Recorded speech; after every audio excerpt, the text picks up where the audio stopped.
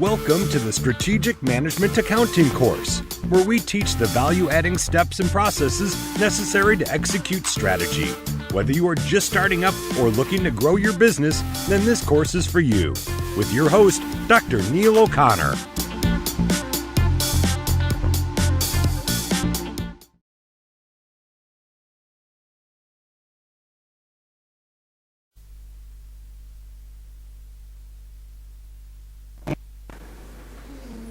Is it in control? Not really. It's not very... I think it's out of control.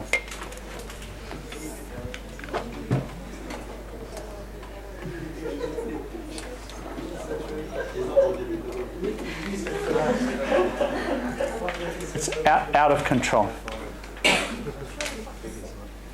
Pardon? Yeah, it's out of control. Here we have... Look. What chapter did you have to read for this week?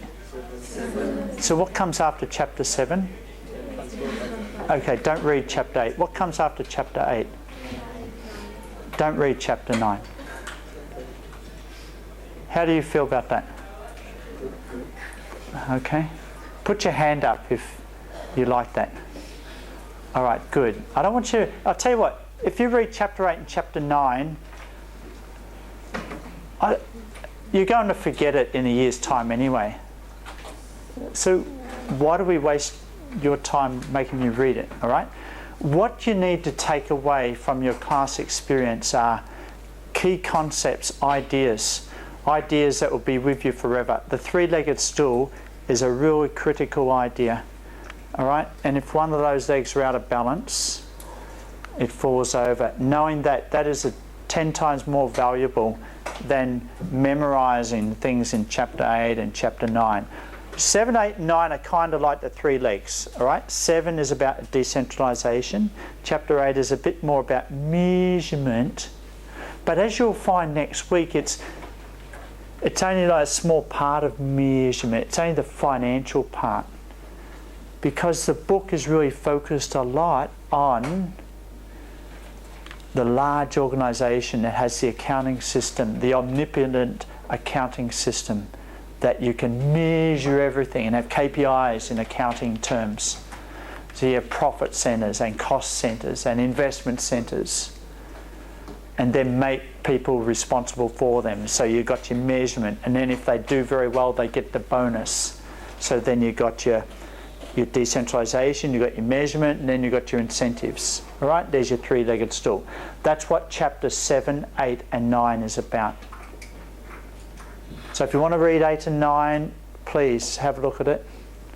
Okay? But get the concept of the balance is most critical. Okay? And know why when you miss out on one of these legs, what is the potential? What is the big problem? That's what you need to know. Okay? How's that? Okay. So don't read chapter 8 and don't read chapter 9. Okay? All right. I'd sooner you read something that you're interested in. Okay? Motivated. That motivates you. Understand why the balance is important. Okay, try and answer that question. Find an answer to that question, and you'll be 10 times more understanding of the contents. Okay, here's the thing. What we're going to do in the next half hour is we've got the three-legged stool. We did our decentralization, did measurement, did rewards. I'm reminding you that those chapters are focused on that financial dominance in the organisation, the accounting dominance. Next week we're going to look at strategic responsibility centres. Wow, what do we mean by that? Balance scorecard. We're going to look at strategy. We're going to look at non-financial measurement. Okay, non-financial measurement as well as financial. Chapter 8 focused predominantly on financial measures, the budgets in the organisation, cost control, budget controls. Okay, but didn't talk much about non-financial measures. All right, so we're going to talk more about that with the balanced scorecard. All right, the three-legged stool, 1, 2, and 3. Any questions on that? James? Okay. Well, follow question regarding if you don't decentralize, is there a limitation problem as well? Limitation from the boss. Potentially, yes. That's a good question. Is there a limitation if you don't decentralize? So here, yeah, you might have out of control because of limitations, out of control because people were deliberately limited from doing what they can do, rather than their personal limitations. Okay, yes, that's from that aspect. Yes, you can talk about it from that aspect. Okay? And with centralised, yeah, definitely the direction is helped by having decentralisation. The hard work is, or the incentives, is what failing when the stool falls over. Okay? And the idea is that this three-legged stool kind of represents a modern corporation that has the accounting system as the major measurement device. Okay? So next week we're going to kick the stool away and look at other alternatives to that. Okay? In looking at balanced scorecard, non-financial measures in the organisation. Okay? So keep in mind. So why do I teach you this? Because in large organisations, people tend to, the judgments of C-level managers, tend to err on the side of the objective and reliable, which is basically accounting information. And if you come to them with non-financial information, they may not pay as much attention to it. Okay? Because it's in there. They have limited knowledge. They have limited time to access all the information that's coming to them. They're going to focus on the stuff they think is reliable and objective. Even though non-financial information may be more specific, but it may be judged to be less reliable. Remember, what are the two big dimensions of measures? Specificity, and precision, which is reliability. Right? You see, we're coming back to that now. All right? And in large organisations, C managers, it's in their best interest to actually focus on precision first. All right? They want to minimise their risk. They'll focus on precision before being specific. Very good. Let's move on, because I want to skip over the PowerPoint and we want to go to, what's our final picture? Any more questions on that, by the way? What's our final picture? All right, so we have, let's go, what are the four pictures again? We have a brain, we have a Kenley. All right, and we're balancing those two things. Then next picture we have the Citroën, the French Citroën that can drive with 3 wheels. Okay? And that is a good example of a car that can balance, a 4-wheel car, the only 4-wheel car in the world that can balance with 3 wheels. All right? As the concept is having balance, three-legged stool, balance.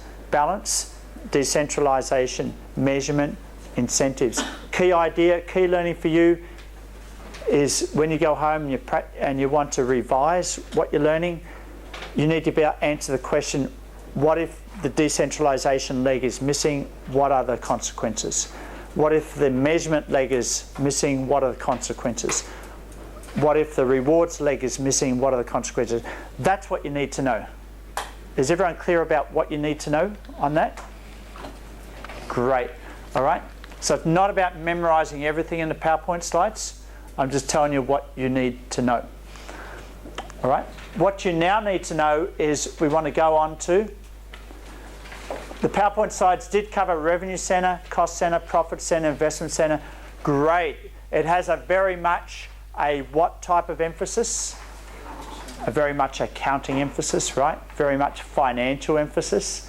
Okay, chapter 7, 8, 9 really focuses on the financial, highlights the financial. Before we get into chapter 10 and 11, that says, well, hang on, enough of that. Look, we know the financials work, and we know GE has been the epitome or the perfect example of how financial measures can work in the organisation, because managers were held accountable for KPIs according to the financial measurement system.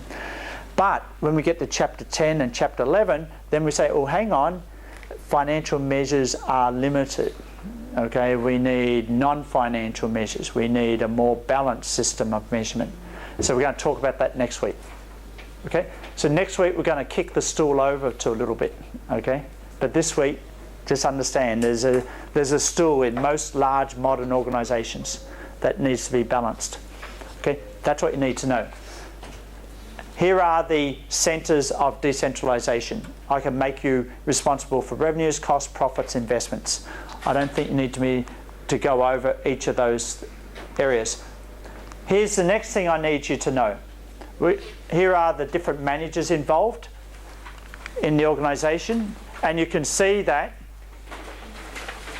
here are the different managers. Why do they show different managers? Because it's possible in one organisation to have an investment centre, a profit centre, a cost centre, a revenue centre. It's possible to have all different types. It happens. Okay, that happens. All right? So that's our stool. 1, 2, and 3. Responsibility centres, chapter 7. Measurement, chapter 8. Rewards, chapter 9. Okay? But class, don't read what? Yeah, it's all right. Okay? Just learn that other thing. Go back, if you want to study, revise everything, write a short essay on why one of the legs falls over, why it fails, okay? Answer those questions. They're the big things you need to practice, understand. Here's transfer pricing. All right? The last one. We are balance what? What are we balancing with transfer pricing? Quickly. We're balancing goal congruence, performance evaluation, incentives, and what do we... Don't worry, this is not in your PowerPoint slides. You don't need it. There's only 4 things you need to understand to balance. Just write them down. Of course, the part 2 PowerPoint slides are in IVLE, but don't worry. We just need to balance 4 things. You ready? You write them down now. Number 1, you need to balance goal congruence. Number 2, you need to balance performance evaluation, incentives, and autonomy. Class, here's the deal. 30%, maybe a little bit more, maybe a little bit less, of global transactions are conducted inside organisations between units where what? Transfer pricing occurs. Transfer pricing makes up close to 30% of global trade. Transactions. 30%. What does that mean? That means transfer pricing is significant. Okay? All right? Transfer pricing is significant. It is. You cannot go to an organisation and think, oh, they don't do transfer pricing. You must have an assumption that they're doing some. In organisations in more than one tax regime will have some transfer pricing issue. A lot of companies in Hong Kong are set up to have transfer pricing arrangement between their subsidiary or related organisation across the border. So then they can minimise their 30% plus tax in China and maximise their profits for their 16-17% tax in Hong Kong. Okay, transfer pricing. Kelvin, 30% of trade. Okay, different tax regimes. Do you think transfer pricing is important? Of course. Yeah, you're just saying that. All right, but thank you. All right. No, but I want you to believe it. I want you to believe it. Don't just say, oh, professor says it's important, it's important. Okay? Let me give you another fact, the reason why it's important. Every Big Four firm has a transfer pricing expert, if not partner. It's a constant challenge for multinationals to have the right transfer pricing arrangements, not just for tax, but for these other reasons: proper goal congruence, performance evaluation, incentives, and autonomy. Okay, so think about that. They're the reason we're trying to balance these things, and also we've got tax issues in that. Okay, so here's your deal. We're going to do a transfer pricing exercise. Oh, by the way, let me give you a 30-second instruction on the calculations for transfer pricing. There are two main economic reasons for transfer pricing, for the way you calculate when you should do transfer pricing inside rather than external, when you should transfer goods internal rather than external. Number one, when you have excess capacity of one division, and so you might as well use it, make the other division buy from that division at marginal cost rather than buy external.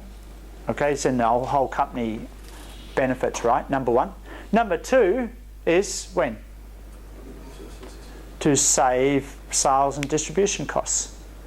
Because you transfer it internally, then you don't have to pay sales distribution agents, or you don't have to, etc. Okay, or the transferring division that's selling doesn't have to pay commission to salespeople to sell the goods because they're just transferring them internally. So those two things, they are two economic reasons for why that motivate internal transfers of goods.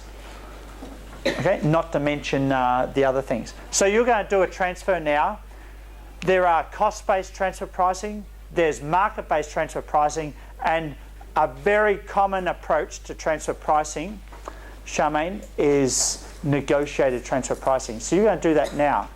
Some of you are going to be a motor products division. Some of you are going to be a consumer products division. What are you making? You are making an ice cream maker. You know, a big ice cream maker? Put all the ice cream in the thing and, you know, got to stir it around and make it, right? So there's a motor to do that, Ryan. We don't just have you stirring the pot, okay? We have a motor doing that for us, all right? So we have an electric motor. Then we have the sorbet maker, which is like ice cream. This is the products division. They can choose to buy that motor externally. They can buy it from Motor Products. Motor Products can choose to sell the motor to other consumer electronics company, or they can choose to sell it to the other division, all right? So Wei-Han, Charmaine, Celine, Melissa, you are the Motor Products division. Get your pen and write down motor on your page now. Okay, Ryan, you're the consumer products. You four are going to negotiate with this four. So you're consumer. You four, motor. All right? Ning Roy, Kelvin, Melanie, Kelvin, you're, all right, consumer, no, motor, consumer, right, Joel, you're with these four, motor, your motor, write down now, because I don't want you saying, oh, what are we, okay, your motor, okay, and you four are consumer, okay. You four are motor. Okay, you three are consumer.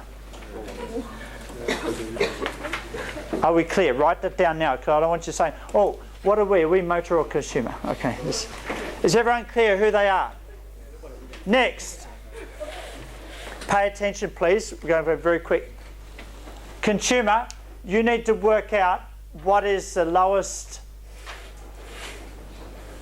or the highest price that you are prepared to pay to Motor Products Division, so that you can make sure that you have a return on investment of 20%, given that you have variable costs, fixed costs and operating assets, and that's your selling price here. Okay? So you've got to work out the highest price you're going to pay the motor division. But of course you want to get something lower than that, right? Motor division, where are your motor? Where's motor? Motor division, you need to work out the minimum, the lowest price you're going to sell your motor for. All right? So it's going to be 20% return on assets, 20% of 400,000, plus your fixed costs, and you're selling 50,000 units, so you divide that, find out your unit price. Okay? This group, you got 50,000 units, so you work out your total cost divided by 50,000 to get your unit price. You have 60 seconds, do the calculation, then you start negotiating. Quick, calculations, then negotiate.